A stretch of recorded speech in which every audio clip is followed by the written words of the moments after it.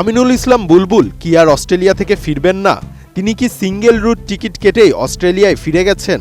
মাঝে এমন গুঞ্জনে মুখরিত হয়েছিল ক্রিকেট অঙ্গন, পরে তা অসার বলে প্রমাণিত হয়। এরপর আমিনুল ইসলামকে নিয়ে আরও একটি মিথ্যা রটনা ছড়ায় সামাজিক যোগাযোগ মাধ্যমে। তিনি নাকি এবারের বিপিএলে ফিক্সিং কেলেঙ্কারিতে জড়িত ছিলেন এবং তার বিরুদ্ধে নাকি রীতিমতো তদন্ত চলছে। তবে বুলবুলকে নিয়ে গুঞ্জন কিন্তু থামেনি। এবারও আবার তার অস্ট্রেলিয়া যাওয়া নিয়ে শুরু হয়েছে আলোচনা।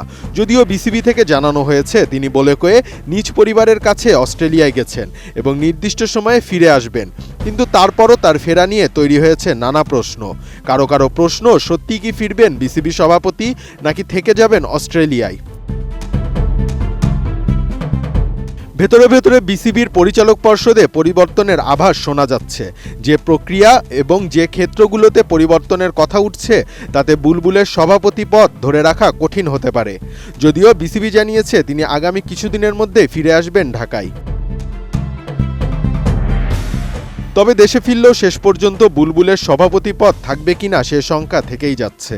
গুঞ্জনের পাশাপাশি নানা ধরনের সমীকরণের কথাও শোনা যাচ্ছে বিসিবি নির্বাচনে অস্বচ্ছতা নিয়ে অন্তর্বর্তীকালীন সরকারের হস্তক্ষেপের অভিযোগ তুলে নির্বাচন বয়কট করেছিল যারা, তারা এখন বোর্ডে রদবদল ঘটাতে সোচ্চার। তাদের প্রথম ও প্রধান লক্ষ্য আমিনুল ইসলাম বুলবুল।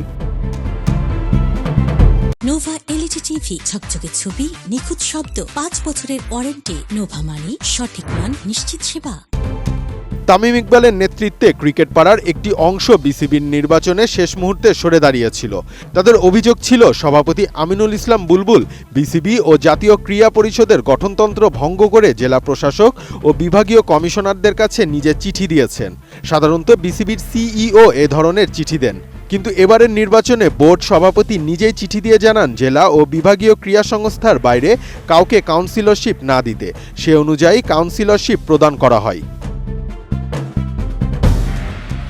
তামিম ইকবালের নেতৃত্বে অংশটি এ বিষয়ে পরে আদালতের দ্বারস্থ হন। প্রাথমিকভাবে আদালত ওই কাউন্সিলরশিপ প্রদানকে অবৈধ ঘোষণা করে নির্বাচন বন্ধের নির্দেশ দেন। পরে বিসিবি সুপ্রিম কোর্টে রিট করলে সেই রায়ের ওপর স্থগিতাদেশ দিয়ে নির্বাচন সম্পন্ন করা হয়। নির্বাচন বয়কটকারী পক্ষ আবার সেই স্থগিতাদেশ প্রত্যাহারের আবেদন করতে পারে।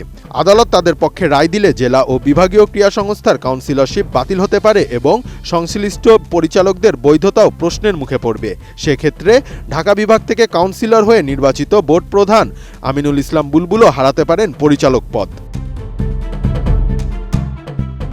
এমন কিছু ঘটলে বাংলাদেশের ক্রিকেটকে খুঁজতে হবে নতুন একজন সভাপতি। সেক্ষেত্রে আলোচনায় আছে 3টি নাম, যার মধ্যে আছেন তামিম ইকবাল, আলী আসগর লবি এবং ফারুক আহমেদ। আলী আসগর লবি 2001 থেকে 2006 সাল পর্যন্ত ছিলেন বিসিবির সভাপতি।